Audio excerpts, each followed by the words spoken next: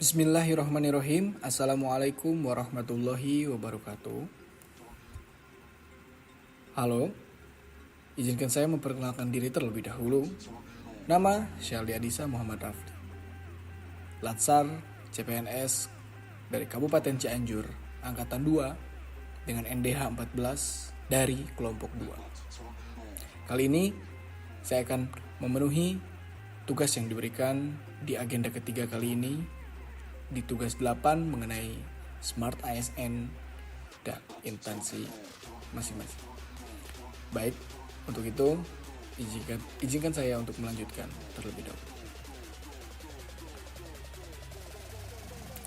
Ada pepatah mengatakan, tak kenal maka tak sayang. Maka dari itu izinkan saya untuk menjelaskan mengenai profil diri saya. Nama saya Saldi. Saya bekerja di Dinas Perhubungan Kabupaten Cianjur. Saya mengikuti Latsar CPNS kali ini. Dan saya lulusan dari Politeknik Transportasi Darat Indonesia STTD. Dengan memiliki gelar Sarjana Terapan Transportasi. Di Dinas Perhubungan Kabupaten Cianjur, saya di bidang lalu lintas, tepatnya di seksi manajemen rekayasa lalu lintas. Untuk jabatan saya, yakni pengawas transportasi. Selanjutnya, izinkan saya menjelaskan mengenai Dinas Perhubungan, yakni instansi dari saya sendiri. Dinas Perhubungan Kabupaten Cianjur merupakan unsur pelaksana urusan pemerintahan bidang perhubungan.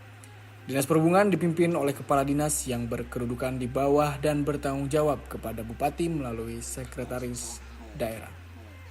Dinas Perhubungan Kabupaten Cianjur berlokasi di Jalan Dr. Muwardi nomor 395 Cianjur dengan kode pos 43215, Kecamatan Muka, Kabupaten Cianjur, Provinsi Jawa Barat. Selanjutnya adapun visi dan misi dari Dinas Perhubungan Kabupaten Cianjur itu sendiri.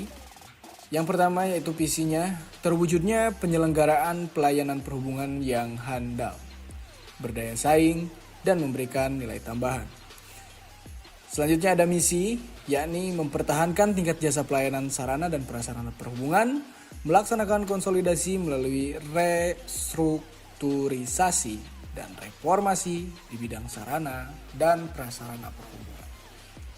Meningkatkan aksesibilitas masyarakat terhadap pelayanan jasa perhubungan, dan yang terakhir meningkatkan kualitas pelayanan jasa perhubungan yang handal dan memberikan nilai tambah.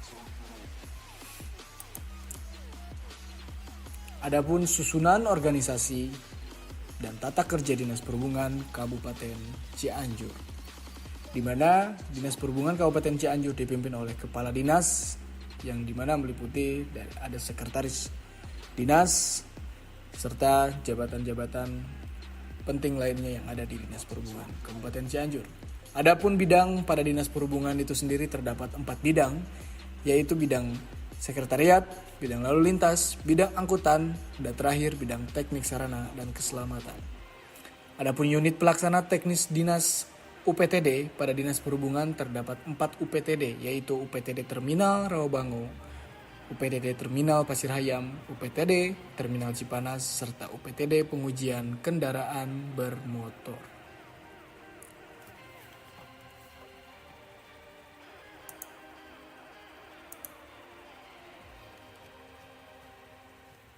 Adapun tugas dan fungsi Dinas Perhubungan Kabupaten Cianjur, di mana menurut Peraturan Bupati Cianjur nomor 70 tahun 2021 tentang kedudukan, susunan organisasi, tugas dan fungsi serta tata kerja perangkat daerah di lingkungan pemerintah Kabupaten Cianjur. Tugas dari Dinas Perhubungan merupakan unsur pelaksana urusan pemerintahan bidang perhubungan. Adapun fungsinya bisa dibaca, yakni yang pertama ada perumusan kebijakan dinas di bidang perencanaan, yang kedua pelaksana kebijakan urusan pemerintahan daerah bidang perhubungan. Selanjutnya pelaksana evaluasi dan pelaporan dinas. Selanjutnya pelaksanaan administrasi dinas dan pelayanan umum. Yang terakhir pelaksanaan fungsi lain yang diberikan oleh Bupati terkait dengan tugas dan fungsinya. Baik, selanjutnya yakni mengenai penerapan Smart ASN. Di sini saya mengambil ada 2 contoh yang bisa diterapkan di tugas instansi masing-masing kepada penerapan Smart ASN. Yang pertama ada ATCS atau Area Traffic Control System, yang lebih dikenalnya itu sebagai CCTV untuk pemantauan lalu lintas. Yang kedua yakni call center 112, yang dimana ini melibatkan seluruh instansi yang ada di Kabupaten Cianjur. Yang pertama yang akan saya jelaskan mengenai ATCS atau Area Traffic Control System. Ini adalah suatu sistem pengendalian lalu lintas berbasis teknologi informasi pada suatu kawasan yang bertujuan untuk mengoptimalkan kinerja jaringan melalui optimasi dan koordinasi pengaturan lampu lalu lintas di setiap persimpangan. Adapun peran dari setiap sistem yang ada, yang pertama yakni server and workstation yang berfungsi sebagai pusat operasional untuk memonitor dan mengontrol kondisi lalu lintas. Lalu yang kedua, vehicle detector yang berfungsi untuk mendeteksi kendaraan-kendaraan yang terpantau melalui kamera CCTV. Yang ketiga, local controller yang berfungsi sebagai pengontrol persimpangan. Dan yang terakhir, wall map yang berfungsi menyediakan informasi status dan kondisi dari local controller.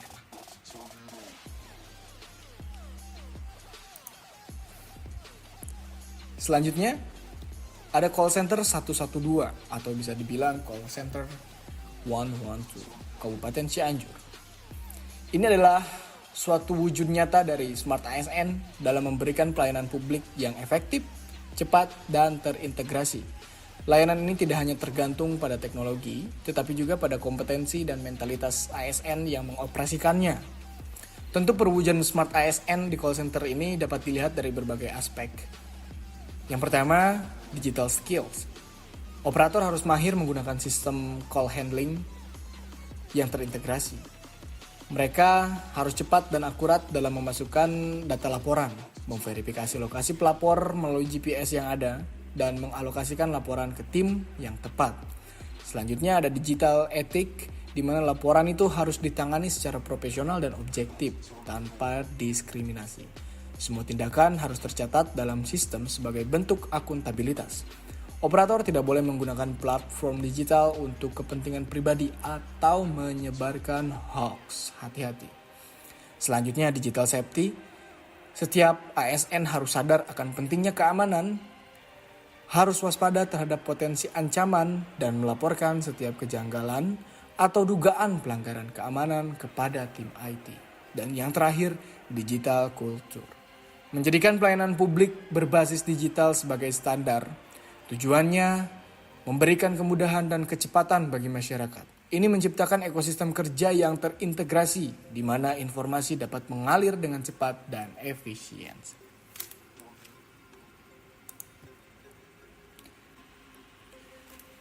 Baik, dicukupkan sekian.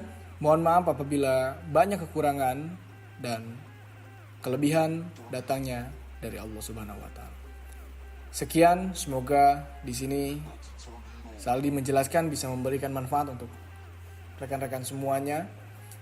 Terkhusus ini adalah untuk memenuhi tugas yang diberikan. Sekian, wassalamualaikum warahmatullahi wabarakatuh.